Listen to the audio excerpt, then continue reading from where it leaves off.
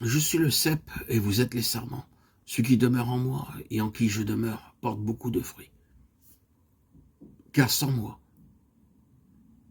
vous ne pouvez rien faire. Jean 15, 5.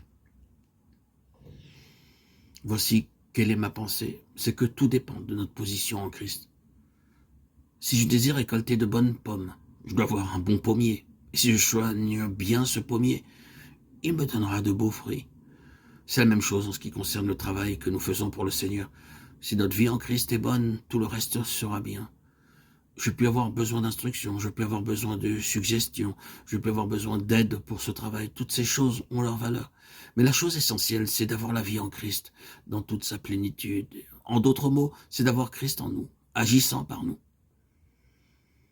Le texte que j'ai choisi se trouve dans la parabole du cep et des sarments dans l'évangile de Jean, chapitre 15, verset 5.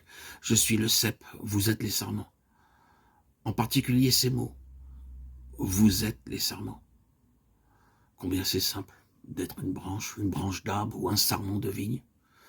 La branche sort de l'arbre, le sarment sort du cep. La branche, le sarment se développe et, au temps voulu, porte du fruit. Le sarment n'a pas de responsabilité, il reçoit du cep, vie et nourriture. Si nous connaissions seulement par le Saint-Esprit quelle est notre relation avec Jésus-Christ, notre travail pour le Seigneur serait transformé et deviendrait quelque chose de magnifique et de céleste. Au lieu d'être une fatigue ou un fardeau pour notre âme, notre travail serait comme une nouvelle expérience nous unissant à Jésus plus que toute autre chose. Car hélas, n'est-il pas vrai que souvent notre travail vient s'interposer entre Jésus et nous? Quelle folie!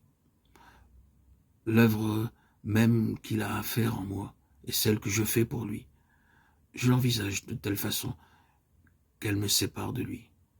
Bien des ouvriers de Dieu se sont plaints qu'ils avaient trop de travail et pas de temps pour une communion intime avec Jésus, et que leur travail habituel affaiblissait leur amour de la prière, et que leur rapport trop fréquent avec les hommes assombrissait leur vie spirituelle.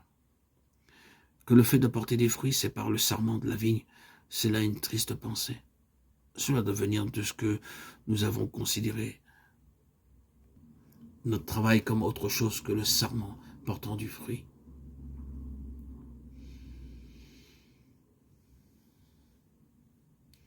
Que Dieu nous délivre de toute fausse idée au sujet de la vie chrétienne.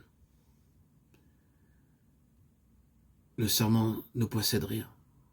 Il dépend du cep pour tout. C'est une vie de dépendance absolue. Ces mots absolus, dépendance, sont des mots des plus solennels et des plus précieux. Pour comprendre ce qu'est la dépendance à Dieu, son obéissance, afin qu'il puisse agir en nous. Une dépendance absolue, inaltérable. Dieu seul vit en nous et doit agir en nous. Nous dépendons de lui à chaque moment de la journée. C'est ainsi que tout sera bien. C'est ainsi que nous atteindrons la vie spirituelle la plus élevée. Si nous dépendons absolument à Dieu et vivons cette dépendance en permanence. Il nous faut donc perdre notre propre vie, consentir à n'être rien qu'à lui, dépendant de lui.